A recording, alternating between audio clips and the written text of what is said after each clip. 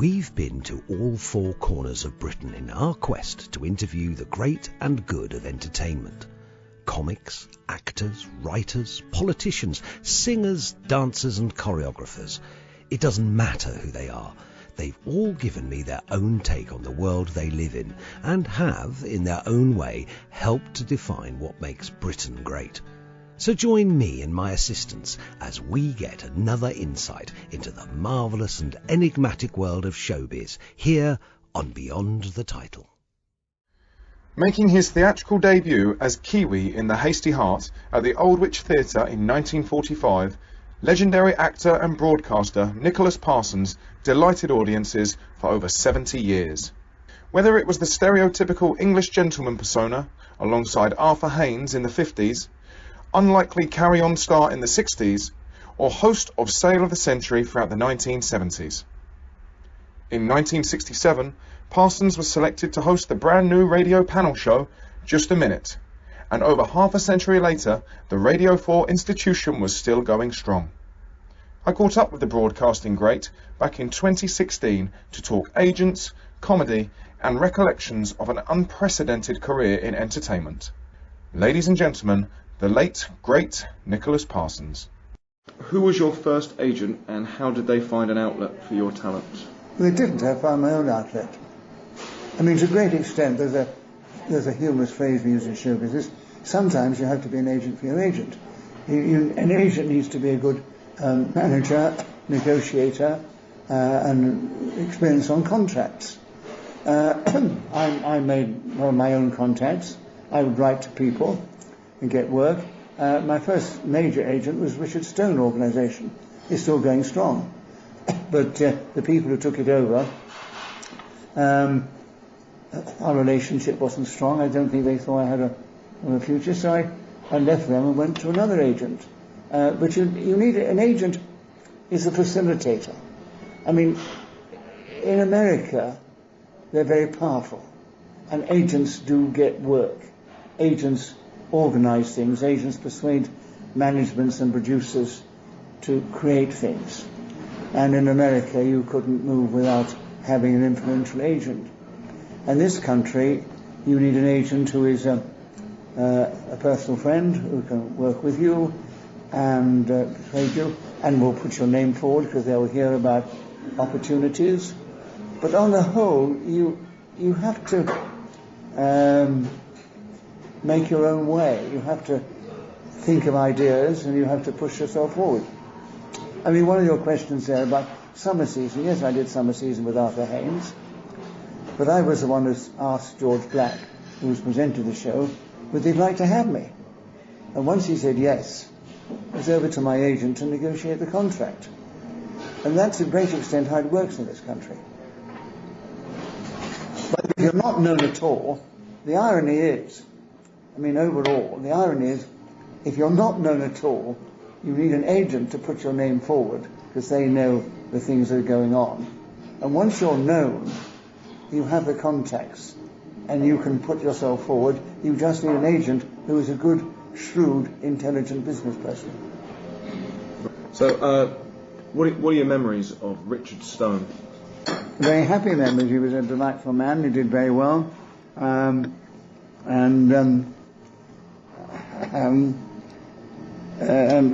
was a very good agent. He negotiated good contracts for me.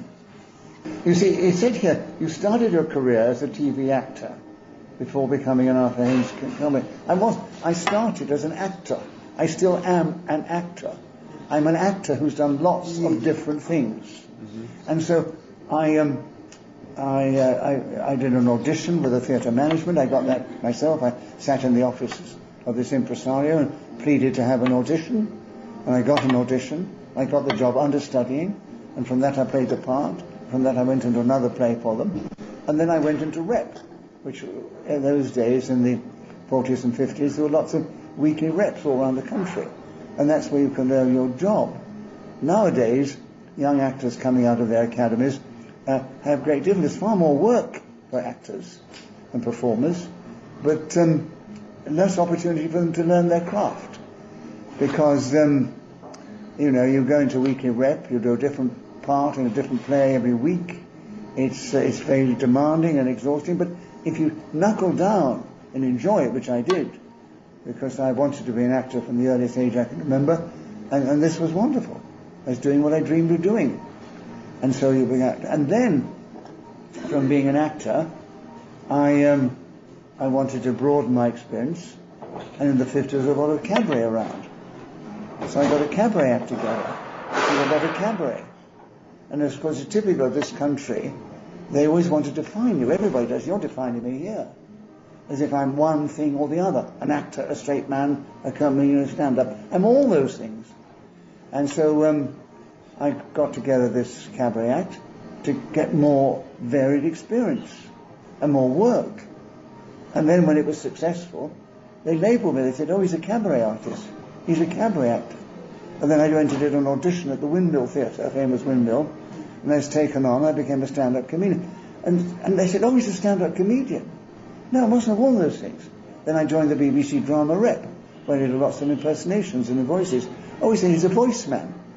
And then I did on a review. He said, oh, he's a review artist. And then I began to work with Arthur Haynes. He said, oh, he's a straight man. You're not, you're all those things. If you're an all-rounder, so many actors concentrate on doing one thing, and they probably have a chance of more success, because they'll always be remembered for that, when that sort of role or that part comes up. But I've spread my talent over a very vast spectrum of entertainment. And so when I got the work with Arthur Haynes, I got it because I was going to be as the host of this new show, Strike a New Note. And I introduced it and did a bit of stand-up comedy, gags. And after 6 shows, because it wasn't successful, the management, George Black, said, I'm getting rid of everybody because it hasn't worked. I'm going to keep Arthur Haynes and you, and I think you should do sketches together. So he threw us together to do sketches. And we got sketches from lots of different writers, particularly Johnny Spate, who was just beginning. And so the partnership was formed, and it evolved, and it got stronger and better and more creative. But I took the role of a straight man in an entirely different direction. I wasn't the conventional straight man as it was known then, like Jerry Desmond, who was brilliant. But all he had to do was to stand up on the stage and repeat the words as Jerry Desmond. But in the sketches I did, whatever they were, I became that character, whether it be a doctor, a lawyer, an MP, a vicar. I played lots of vicars and things like that. And so I was the foil to the comedian, so they called him the straight man, because I didn't play for laughs. I got a lot of laughs on character, but not laughs with gag lines. And so it evolved, and that relationship with Arthur Haynes was entirely different from any other straight relationship. And so, but every partnership's different. I mean, Morecambe and Wise, they knew each other together, and they gagged together, joked together. I mean, Ant and Dec, who were very, very successful and very talented, but they bounced off each other. And one isn't the straight man to the other, but that's the way it's gone now. Oh, that's good. That's fantastic information. Really, really good insights. Thank you. So, I mean, this business of agents, I mean, they're important, they're vital, but it depends, and sometimes performers don't have the ability to chase work, so they need an agent who will keep doing it for them. I chase a lot of my work now. I get engagements, and I say, right, thank you, now speak to Jean Darmont, and Jean negotiates the contract. Sometimes she comes to me and says, I've had an inquiry, etc., etc., and I let her know whether I'm interested or not. But you want to have a good relationship. I had a very good relationship with Richard Stone, and we were good friends. And now I have a marvellous relationship with Jean Darmont, who is a wonderful agent. And occasionally she'll say, I don't think you should do this. And I sometimes say, Jean, I think I would like to do that. So she said, that's fine, and I'll negotiate the contract. Other times we'll have a discussion, she said, I don't think you need to do this. You see what I mean? It's a case of having an agent who is a friend, who understands your talent, and can promote you in the best possible way. Oh, that's good. But get this quite clear. there is this image, and it comes from America, where the agents are powerful over there. They can influence. And if you work in America, you need an agent, because they have the contacts, and the management listen to the agent. It's a different scenario, that's the word.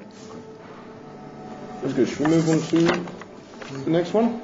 What's the next one? I've done most of them already. Oh, I know, I was just thinking now, then I was thinking, we're going through a lot of these. Well, I'm associated with the GRADE organisation. Well, I was associated with the GRADE organisation because when I was with Arthur Haynes, he was represented by the GRADE. You see, the GRADE organisation, which became London Management, the Grades, who were a music hall act, they set up this agency. They were a variety agency.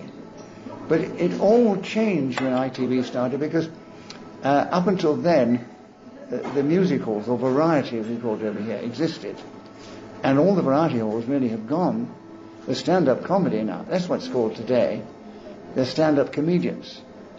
In those days, you had the variety circuit, and a performer would get an act together, you get engaged, you go on the smaller dates, you graduate to the bigger dates, and you get an engagement from the music halls, and you do a tour. And an actor, a comedian, who put an act together, which would run, what was the time he had, 12 minutes or more, and that act would keep him in work for maybe 2 or 3 years, because he wasn't repeating it. But once you go on television and you do something, it's gone. You can't repeat it, because they say, oh, he's repeating it. I mean, my friend Arthur Haynes, he had a very good stage act, very, very well put together, very amusing, and but he would never do that act on television, because once it was exposed to those millions, it was lost. I mean, it was not lost, but he couldn't keep repeating it. But he could do that show if it was in the music hall for years. Also, he would do it when he did after dinners and so forth. So, I have a cabaret act I do. I've adapted it into a stage act, actually. But I'll do an after dinners. But the material I do there, I don't do on television. Because if I start telling some of those jokes there, they're gone. They've been exposed. And anyway, others will pinch them as well.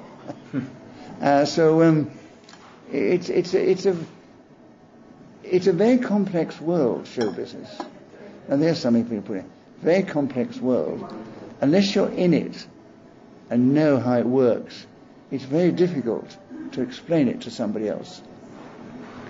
But back to the Grades, what actually happened was Leslie Grade started to run the agency, and Lou Grade broke away because when ATV, one of the independent companies, was formed, a group of people put forward a premise to the IBA, it was the ITA then, independent, to get the franchise to run that station. And a group got together, which was Val Parnell and Lou Grade, who had to give up his agency, well, Lou Grade, Val Parnell, and Collins, one or two others, and they called themselves Associated Television, ATV. And they put forward their premise to run the London area, that was called ATV. And they got the franchise. So, and in those days, when it first began, there were 13 different stations. And you could be employed by ATV, who had the franchise for the London area, or the Granada, and they were the big five, which was ATV, London, Thames Television, Granada, running these, and STV, Scotland, and Westward Television, Wales and the West. And the other ones were smaller companies, they had less power, like Anglia Television I worked for, Tyne Tees, and so forth. And it all slowly changed and evolved. And now it's just ITV. And it's one big organisation running the whole of the ITV network. The same as BBC runs the whole of the BBC network. Did you ever do Sunday night at the Palladium? Trouble is, I did the Palladium. I worked at the Palladium. I don't think I ever did Sunday night at the Palladium. I did a big children in need show at the Palladium for children. And no, I didn't do Sunday night. When Arthur Haynes was asked to go on Sunday night at the Palladium, a lot of people thought he was a bit naughty because he did his stage act, which I told you about, he didn't do elsewhere. Whereas the reason he was asked was because of the success of the Arthur Haynes show. And a lot of people thought it would have been much fairer for him and I to appear together and done a sketch. So I didn't do the Palladium show, no.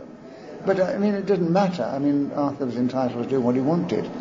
I did a season of the London Palladium with Arthur Haynes. It was called Swing Along, in which it was a variety show. I started Arthur Haynes and me. Frank Highfield was on. And Kenny Morris and his Joan Savage, and a conjurer. And, oh yes, who's the girl who sang Bobby's Girl? And she was the singer on that little, anyway. And so Arthur and I did some comparing. Arthur and I did 3 sketches together. I did a spot, my own spot, and Arthur did his big spot at the end, his act. And it was very successful. We were booked for 6 months and we ran for 9 months. Probably no show at the Palladium has ever run quite so long. And and then we were doing more televisions together. But it was, so I worked at the Palladium. It was a great experience. But I worked everywhere, you see. I do all kinds of different things. At the present moment, I've got my radio show, which holds the record, 49 years, just a minute. I mean, you have mentioned it there. That's far more significant for the moment. Would there be any more TV episodes of it coming up, or in the future? No, it's interesting. We did a television series for the BBC, and it was very successful. But I think they put it out at the wrong time. I think they thought it was a quiz show, so we replaced Eggheads at 6 o'clock. It isn't. It's a late night comedy show. A lot of people think because it's a game, it's a game. It isn't. It's a comedy show, but run in the form of a game. And the awful thing is, once the commissioning editors and people book something, and it doesn't work very well in that slot, they don't suddenly say, "Oh, well, we'll get it back and we'll put it in that slot." And unfortunately, we haven't been asked back. Also, I don't think the radio people would be very happy if we went on television. I think they might feel they've lost one of the jewels in their crown. And so, there's all kinds of professional politics which goes on all the time. Yeah, the radio probably wouldn't want to lose They that wouldn't lose TV. it. They wouldn't lose it. In fact, when we were on the television, it increased the radio ratings. Really? But they don't think like that. You see, the whole nature of television, and I've been in it long enough to know, has changed. I mean, programs were commissioned by heads of departments. And if you had enough connections, or your agent did, you could phone up the head of a department, and you go in and talk to them about an idea, and they would say, yes, let us have a premise, and they would either think about it and commission it, and it would go ahead. Nowadays, and it's a nature of the beast, actually, that every organisation, as it increases in size, becomes more bureaucratic. So, I mean, as I've mentioned about ITV, from being an organisation with 13 different independent stations all working to one controller, now it is one organisation called ITV. And as with the BBC, it is now all run by commissioning editors. So if you have an idea, you submit it, and commissioning editors consider it, and then you might come back to you and consider they might commission it. So it's more difficult. I mean, at the present moment, I've got an idea in which other people have been creating for me, and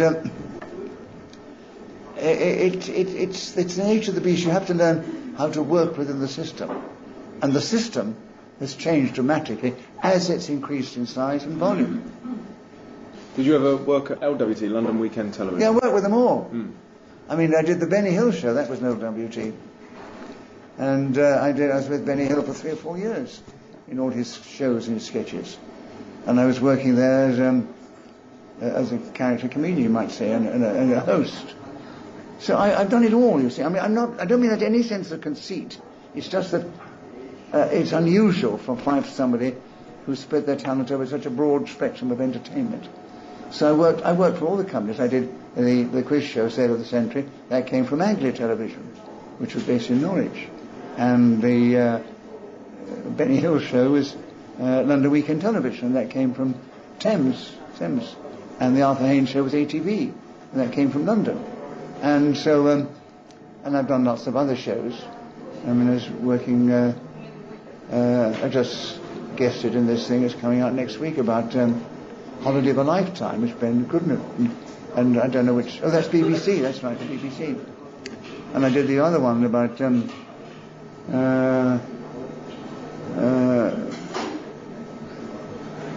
oh yes, that was a Hollywood, oh yes, about the food program. I did a thing about. Yeah. With James Martin? Yeah. Was it with James Martin, the chef? Well, that's the chef, that's right. Yeah. You're talking about the your homes. What was it called? Oh yes, it was home cooked meals or something. Yeah, like but they did that as part of it. Was it meals they were fond of from earlier years? But it was. They took me back to the house where I lived for many years, and the house where I was married for many years, and they cooked a meal there. But what was the program called? Food of a Lifetime or something. Taste of My Life. Something like that, yes. Yeah, no, I remember seeing it advertised, and we put it on record, didn't we, on the box? But no, that's good. This is, you can understand why we were so keen to ask you questions, and because you have worked for everybody. Yeah, I got this broad experience. You've done absolutely and everything. I'm so old, I've been around a long time. You've experienced everything, you've literally been there, done the t-shirt, been there, got the t-shirt. I've never ceased, actually. I was in a play quite recently. And I did this show, I remember now at Christmas time, playing Charles Dickens in a musical adaptation over Christmas at Eastbourne for a week. So I'm still doing it all, whether it be an actor, comedian, stand-up, comedy, variety, radio, television. I am an all-rounder who can do them all. And unfortunately, in this country, in America, I put this in my biography, if you do more than one thing, like I do, they respect you for the diversity of your talent. You can do this, you can do that, you can do that. Oh, gosh, he's talented. In this country, they're suspicious of you. As if, you have to be a specialist to be successful.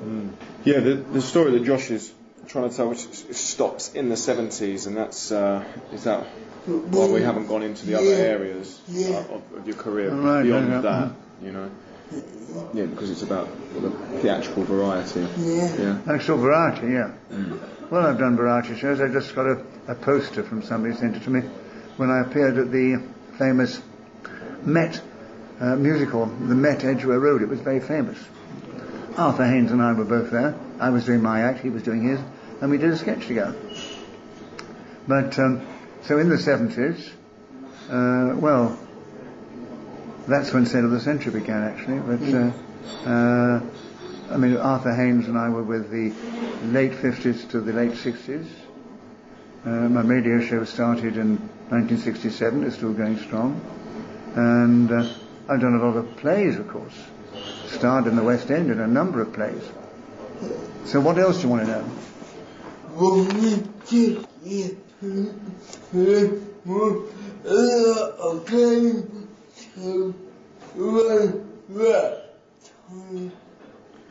Just ask, why do you think there were a lot of game shows coming up kind of out that sort of time? Well, there's a lot of you see, when the before it became the IBA, Independent Broadcasting Authority, it was the ITA, the Independent Television Authority, and they had, that's when ITV, Independent Television, began, and they had very strict rules. You were only allowed to have 3 game shows on the television, on any network at that time, and only and on the major giveaways, as they were called, which Sale of the Century was one, the total prize could only be £1,000. Well, that's all changed now. You can have as many as you like, and game shows and quiz shows are much more economical than plays and things like that. So now you have a lot. Some of them are brilliant. I love watching them, but it's a changed situation.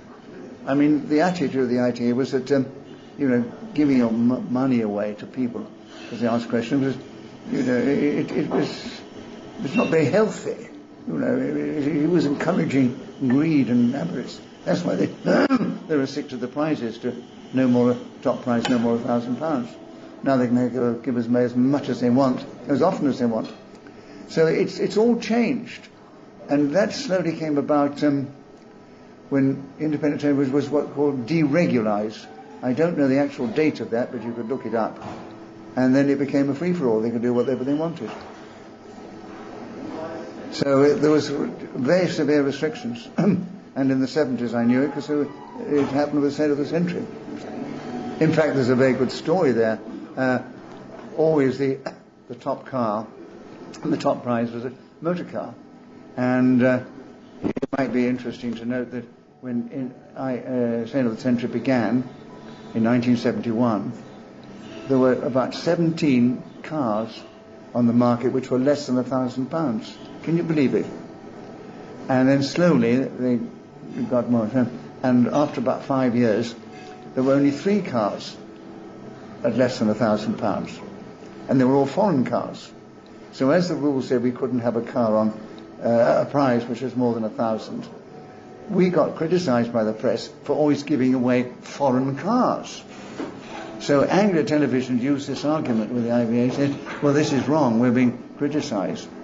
So and they negotiated, and they changed the ante, and then you're allowed to have a top prize of 2,500, but only 7,500 over 3 weeks. So we were able to get British cars back on again, which was, of course, right. And so that was only in the late 70s. Nowadays, you can give away what I get amazed when I say that the top prize in a program like the I see that program with the women at midday, which is very good. Loose Women? Loose Women, yeah. It's a very good program of this kind. And they suddenly say, we've got a prize. Dial this number, and there's a prize of a car for 25,000 or something, and a holiday as well thrown in. And you think, well, how can they get the money? Well, they get the money, obviously, from all the people who dial in. But now the world is their oyster as regards the amount of money they can give away. And for somebody who grew up when there was very severe restrictions on it, the attitude was it was appealing to the greed in people, so we shouldn't do it. I don't know what you think, but that was the attitude then. And nowadays, of course, you've got the lottery and you've got everything else. And it's a changed world.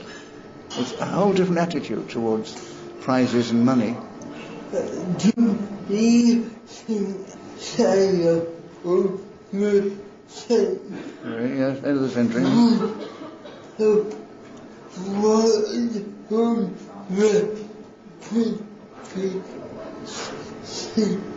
Do you think Sale of the Century would have worked on the BBC? No, because they weren't allowed to give prizes away then. The BBC can't give money away. That's the BBC charter. They're not allowed to give money away. They can have game shows and quizzes. But they don't. I mean, have you ever seen a show on the BBC with money involved? No. It's their charter. They can't.